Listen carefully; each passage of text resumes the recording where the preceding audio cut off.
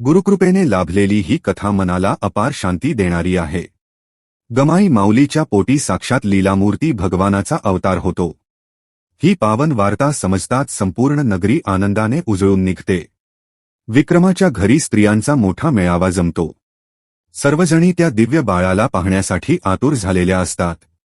गमाई माऊली अत्यंत शांत, गंभीर आणि तेजस्वी दिसते। ती आपल्या कुशीत बाळाला धरून ध्यानस्थ अवस्थेत बसलेली असते। जणू तिच्या मातृत्वातच एखादं गूढ दैवी रहस्य दडलेलं आहे। ते बाळ केवळ सुंदर नसून आनंद आणि दैवितेचं साक्षात प्रतीक आहे, अशी भावना सर्वांच्या मनात निर्माण होते। सामवळ्या, गोजिरवाण्या बाळाचं रूप पाहून स्त्रिया भारावून जातात। कमळासारखे डोळे, गुळगुळीत गाल, सरळ नाक आणि तेजस्वी चेहरा। हे बाळ काही साधं नाही, याची जाणीव प्रत्येकालाच होते। कोणी बाळावरून दृष्ट काढते, तर कोणी प्रेमाने त्याच्या गालांना स्पर्श करून आशीर्वाद देते। हळूहळू बाळाच्या बारशाचा सोहळा सुरू होतो। सुवासिनी स्त्रिया कुंकू घेऊन विक्रमाच्या घरी येतात। गमाई आणि विक्रम दोघांनाही अभ्यंगस्नान घालण्यात येतं। बाळाला सजवून सुंदर वस्त्र परिधान करून पाळण्यात झोपवलं जातं। याच वेळी एक वृद्ध सुवासिनी तेथे येते।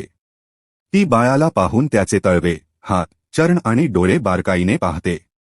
थोड्या वेळाने ती सांगते, हा बाळ साधा नसून परब्रह्माचा अवतार आहे। त्याच्या नजरेत दैवी गूढ दडलेलं आहे। ती पुढे सांगते की हा बाळ पुढे योग, तपस्या आणि ब्रह्मनिष्ठेचा मार्ग दाखवेल। तो मुंगसाजी या नावाने ओळखला जाईल। भक्तांना सुख, समाधान आणि दिव्य ज्ञान देईल। अनेक लोक त्याच्या दर्शनासाठी धामणगाव नगरीत येतील। इतर स्त्रियांना हे बोलणं केवळ प्रेमाचं वाटतं, पण गमाईला मात्र जाणवतं, ही वृद्ध सुवासिनी साधी नसून साक्षात जगदंबा मातेचं रूप आहे। गमाई सर्वांना सांगते, बाळाला पाळण्यात घाला आणि तुळजाजी नावाने जोजो गा। सर्व स्त्रिया मिळून गोड जोजो गातात। त्या दैवी स्वरात बाळ शांत झोपतो। निघताना वृद्ध सुवासिनी सांगते, या बाळाचं रक्षण स्वतः जगदंबा करेल। हा अवतार भक्तांवर कृपा करण्यासाठीच या जगात आला आहे।